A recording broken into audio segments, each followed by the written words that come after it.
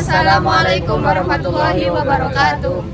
Perkenalkan, kami dari kelompok 3. Kami di sini akan memenuhi tugas wawancara untuk UAS mata kuliah pengantar bisnis. Perkenalkan, saya Muhammad Farul Muharram. Saya Imelda Wayu Sulistyo. Saya Eka Ditya Vinata. Nama saya Salahuddin Najmi, saya dari Afghanistan.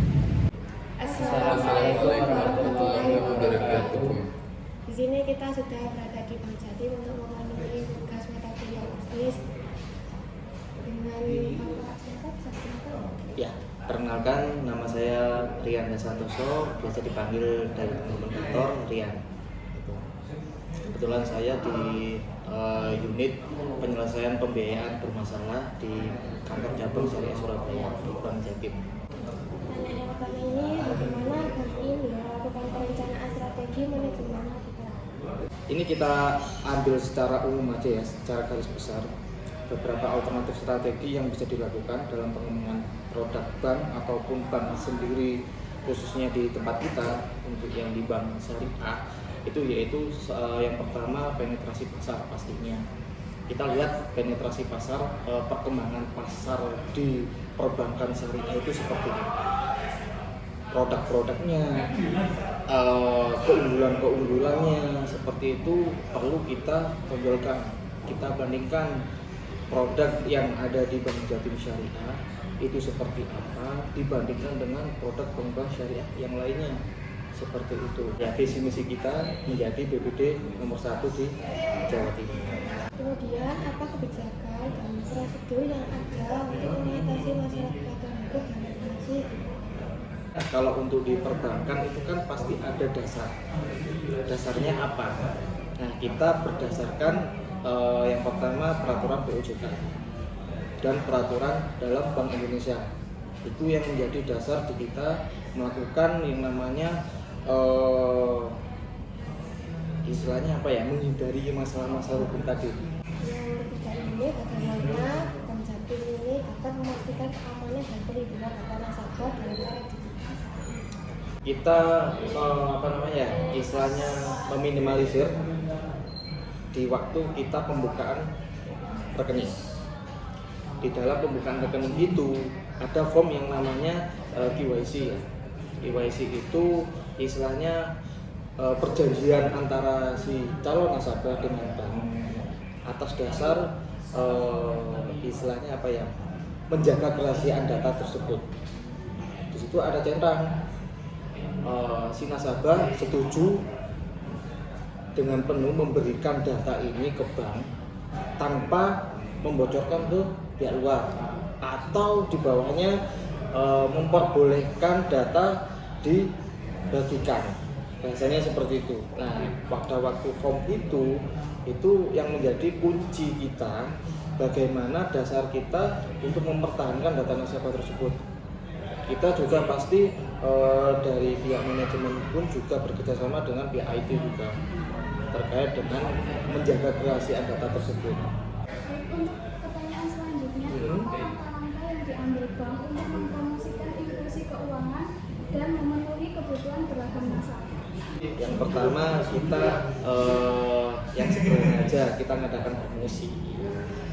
Kita bekerjasama dengan berbagai institusi seperti kayak bekerjasama dengan BRIN. Kita mengadakan acara apa, itu istilahnya apa ya, salah satu memang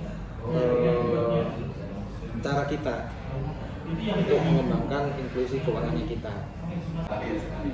Bagaimana bank mengukur kinerja dan keberlanjutan bisnis dalam jangka panjang? Terkait dengan bagaimana bank mengukur kinerja dan keberlanjutan bisnis dalam jangka panjang, pasti yang namanya kinerja itu kita ukur dari hasil yang sudah kita lampaui, yang kita dapatkan, yang kita kerjakan. Kita evaluasi seperti apa kinerja di bulan sebelumnya, kita buat rencana bisnis ke depannya seperti apa agar lebih baik dari bulan yang sebelumnya. Pertanyaan selanjutnya, tindakan yang diambil dalam menjaga integritas dan etika di sebuah tingkatan organisasi? Kita setiap pagi setiap pagi ini budaya. Ini kita bicara mengenai budaya ya.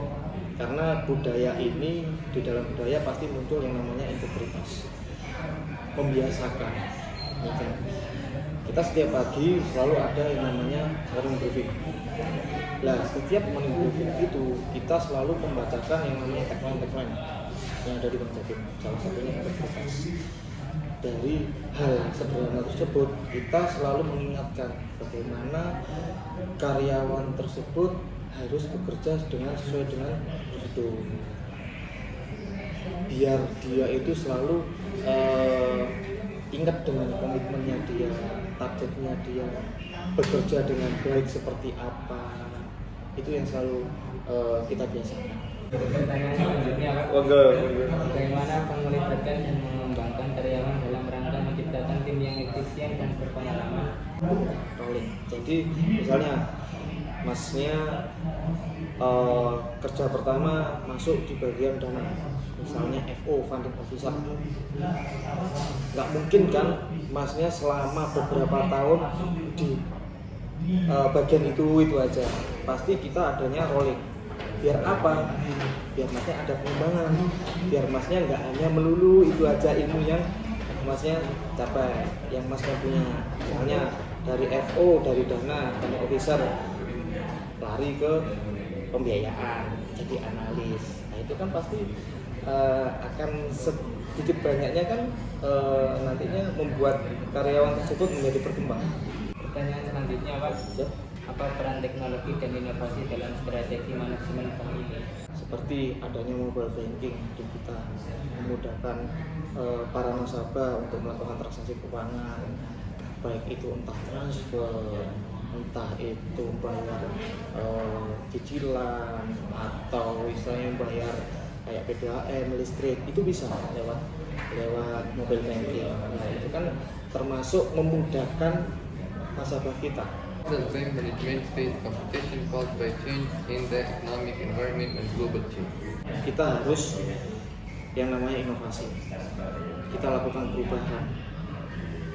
Banyak perubahan yang sudah kita lakukan, khususnya dalam menangani perubahan-perubahan ini.